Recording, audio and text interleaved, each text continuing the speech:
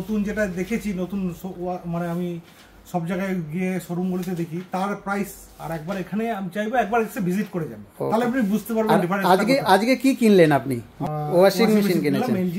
ওকে, খুব ভালো প্রোডাক্টটা আমার পছন্দ হলো, একদম পছন্দ হয়েছে। ডেন্ট ক্যাচ খুব মিনিমাম ছিল নাকি? খুব মিনিমাম, মানে বোঝাই যাচ্ছে না যে এটা নতুন। মানে জানতে চাইবো কোথা থেকে এসেছেন আপনি?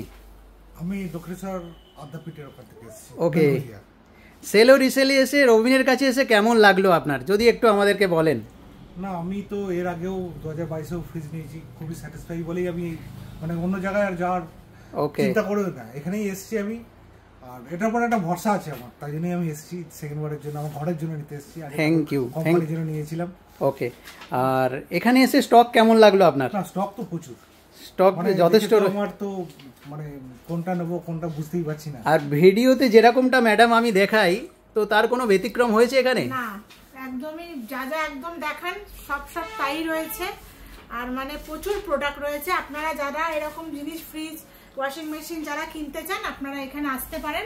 এখানে আসলে আপনারা প্রচুর মাল দেখতে পাবেন আর প্রচুর মানে খুবই ভালো। Okay, thank you so much valuable feedback দেওয়ার জন্য।